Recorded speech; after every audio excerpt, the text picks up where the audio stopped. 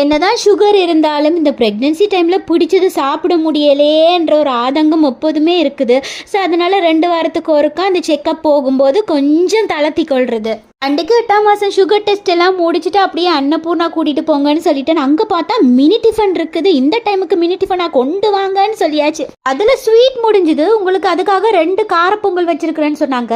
எங்கடா ஸ்வீட்டை காண, எனக்கு ஸ்வீட் வேணுமென்ட்டு அழுது அடம் பிடிச்சி ஒன்று வாங்கிட்டேன். நிறைய நாளைக்கு பிறகு ஒரு சூப்பரான மினி டிஃபன் சாப்பிட்டுட்டு டயபெட்டிக்ஸ் டாக்டரை பார்த்துட்டு நல்லா திட்டு வாங்கிட்டு இன்றைக்கு மட்டும் எனக்கு பிடிச்சதை வாங்கி தாங்க, என்ன வேற என்ன பழ பஜ்ஜி தான், ஏலன் காஃபி கடை ஆர்எஸ்புரத்தில் இருக்க அங்கே கூட்டிட்டு போங்கன்னு சொல்லிட்டு அங்கே போய் பார்த்தா பழ பஜ்ஜியும் பன்னீர் சமோசான்னு ஒன்று வச்சிருந்தாங்க. சூப்பராக ஆச்சு, செம்ம கிறிஸ்பியா. அப்படியே ரவுண்ட் அடிச்சு பிறகு சாமி டீ ஸ்டால் தான் வந்தோம். அங்கே தான் இவருக்கு இந்த பஜ்ஜி வடையெல்லாம் ரொம்ப பிடிக்கும். அங்கே சீனியே போடாத டீ ஒன்று ஆர்டர் பண்ணிட்டு வடை, பஜ்ஜி, சமோஸ், பழம்பொரி இதெல்லாம் வச்சு நாக் அவுட் பண்ணிட்டு வீட்டுக்கு வந்தாச்சு.